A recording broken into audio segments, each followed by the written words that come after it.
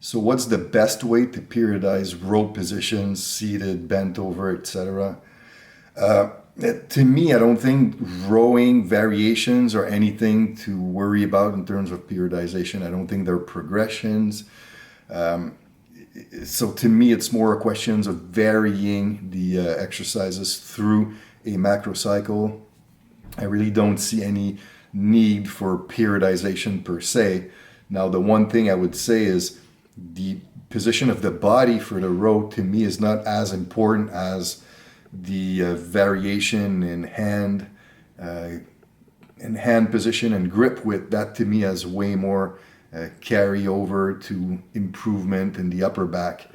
That being said, I will say that if you tend to use the dumbbell rows or the barbell rows, the bent over variations, these could be a little bit more suitable for the intensification phases, simply because of the fact that the lower back has to stabilize your body in space as you're doing the rows. So if you use them in an intensification phase with slightly less time under tension, then the lower back will not be as much of a factor in the stabilization of your body as you're doing the movement.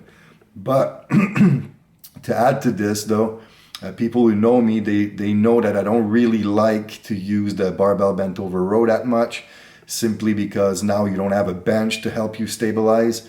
And there's a lot of neural drive that is lost in the lower back instead of being focused on the upper back.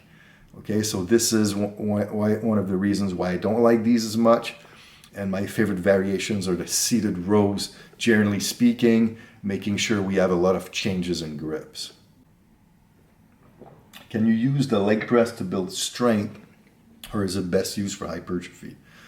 Yeah, you can definitely use a leg press to build strength in your legs. There's no doubt about it. You're still training the muscles. But the one thing though is the leg press, for many reasons, probably the angle, the 40 degree of the sled, the fact that once you reach on the bottom, you have your quads like jamming into your gut, pushing you back up. The leg press seems to be one of those movements where there's a lot of elastic components. And if you were to test, if you were to do 85% of your 1RM on the leg press, you would be doing a lot more reps than the 5 rep that's usually associated to 85% on a 1RM continuum. So the reality, the leg press is just meant to be doing more reps than lower reps. So because of that, I would tend to say that the leg press is a better tool for hypertrophy, but it doesn't mean that you can't build strength. But what you have to realize though is if you're doing sets of 5 or 6 on the leg press, it's almost like you were doing sets of 1 or 2 in reality. The leg press is just not built for low reps. What's my preferred way to warm up? So let's say you're doing squats. Let's say you're doing squats with 100 kilos for sets of 6. So what you do is, so that's your first working set. So like set 1 would be 6 reps with 100 kilos. What you do is you do a first warm-up set for 6 reps with the exact same tempo that you're prescribed for your work sets, but now you use 50% of that load. So if your set number 1 for 6 reps was 100 kilos, you use 50%, so now your first warm-up set is 50 kilos for 6. Now second warm-up set, you go up to 70%, so now 70 kilos, but you do 4 reps. Now set number 3, you go up to 90%, so 90 kilos, but you only do 2 reps. And then at that point, you should be ready to do your first work sets on your 5 sets of 6 or whatever it might be. Now, if you're working above 90% of 1RM, so like 3 reps or less, you might need maybe 2 or 3 more warm-up sets. So in that case, I'd do 6, 4, 2, 1, 1, 1. And I would just have like slower progressions leading up to your first working set. When training the subscapularis pull-up, do I prefer to overload the load, the reps, or the tempo? The reps first. I mean, this variation is quite demanding. It's very hard. Some people can't do it at all. So at first, obviously, so let's say you can only do like 3 good reps on a 2-0-1-0 tempo. Well, it's too few reps for me to focus on you having a slower tempo, because if that's the case and you only perform 1 rep, we're not going to get any type of training effect. If you can only do 3 reps, then to add load, I mean, it doesn't make sense, because again, I'm not going to be doing enough reps to have enough volume to have the training effect. So to me, it's about building reps at first with a 2-0-1-0 tempo. And then once you get to a point where you can do 8 to 12 reps of that variation with a 2-0-1-0 tempo, then I like to go to slow down the tempo now to a 4-0-x-0. And then you build it back up to that 8 to 12. And then at that point, you can start adding a load. Okay, so to me, reps first, 2-0-1-0 tempo, and get to that sweet spot of 8 to 12 reps. So for upper body 2 C series, if you don't need extra rotator cuff scap work, what do you do instead? This is at that point, this is where I would focus on isolating the delts. So all like the lateral raise variations, so like the lean away lateral raise, the side lying lateral raise, the telly raise, the low pulley raise. So you're not focusing as much on the muscles surrounding the shoulders. You're focusing straight up on creating more hypertrophy on the deltoid muscle. So that's what I typically do in that C series. So it might look something like I might do a superset. Like let's say I'm in an accumulation phase and I want to focus on size. I might do a C1, C2 agonist superset where I do let's say standing lateral raise as my C1, and then my C2. So like C1, I do my reps, 10-second rest. C2, maybe a telly lateral raise, where now I'm improving leverage so I can keep on going with reps. So a agonist superset in that fashion, my focus will be on delt. What are my favorite methods for strength, body comp, and hypertrophy?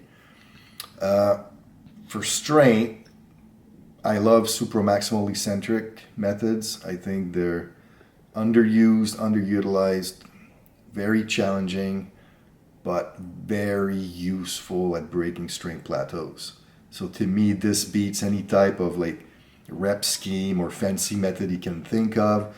Just adding supramaximal eccentrics to your prime movers in a dedicated block will yield great success in terms of strength improvements. Now for hypertrophy, I'm not saying that I love doing it per se, because it burns like hell, but giant sets I think are great for hypertrophy. I mean, it's just, you're creating so much volume, so much trauma. So to me, it's hard to beat giant sets. And then for fat loss, I mean, I'm biased, but the variable muscle action for bigger, stronger guys is a really, really cool method. Also, I could also add the ascending body comp training program. Like the ascending body comp program is a kind of a GBC, but set up in a triset structure. So you're creating a lot more lactate than normal, and the changes in velocities from the A1 to A2 to the A3 allows for a broad spectrum of motor units to be used, from like faster twitch to slower twitch. But because the velocities increases per unit of time, you're doing a lot more concentric reps, which leads to more lactate being produced. So this to me is very interesting in terms of fat loss because of the biochemical situations that occur with that type of modality. Which assistance exercises do I feel help to improve the deadlift the most? So to me, I like to use as a B exercise on front squat day, what I call specialty deadlifts. So there are deadlift variations that are not your conventional deadlift from the floor. And by deadlift variations, I'm not talking about Romanian deadlift, like rack lockout, strap bar deadlift, deficit deadlift, and on and on. So to me, with those specialty deadlift, there's not one specialty deadlift that's great for everyone. You have to be more specific. You have to look at what's the limiting factor of the athlete in the performance of his deadlift. So if, for example, the trainee has you can see that his main struggle is just coming off the floor, like that first pull. Well, then, to me, I might do a phase where my assistance exercise will be a deficit deadlift, like 5 or 10 centimeters, 2 or 4 inches, to try to drive his performance coming off the floor. So the stronger you get in a deficit, the easier it will be to pull the barbell off the floor. Now, on the flip side, if the person struggle at locking out, like you see sometimes, then a rack deadlift from below, above, or mid-thigh will be way more beneficial to them. So, like I said, it's not one exercise, it's the exercise that fits the need of the client specifically. Now, as far as more remedial exercises, obviously paying attention to training the hip extensors through all facets of the strength curve will be highly beneficial, and also making sure that the abdominal wall is as strong as it can be. If you have weak abs, weak lower back, it's really, really hard to drive the deadlift to its highest peak. How important it is to change the grip on biceps exercise? It's really, really important, because the hand position on bicep work will really dictate which muscle is prioritized in the structure of the bicep. So if you always just do supinated grip, you're really missing out on your potential. Okay, so like for example, if you use a neutral grip, the brachialis will be highly stimulated. If you do a pronated grip, the brachioradialis will be the main muscle used. So that just shows you, like, you need to use all of them. So what I always tell coaches is to make sure that, let's say you're doing a arm workout, a arm session. You might have 3 exercises for bicep. So you want to make sure that the 3 different exercises uses the 3 different grips. So one exercise might be supinated, the other one might be neutral, the other one might be pronated. And then I would just add that not only is the hand position very, very important on biceps, but the arm position as well. So you want to have an exercise where the arm is behind your body so that the bicep is stretched. You want an exercise where the arm is on the side, and then you want an exercise where the arm is in front, like a Scott curl, where the bicep is shortened. So if you can combine not only the hand position, but the different arm position, you're going to have a much higher development of your biceps, and if you always stick to the same thing.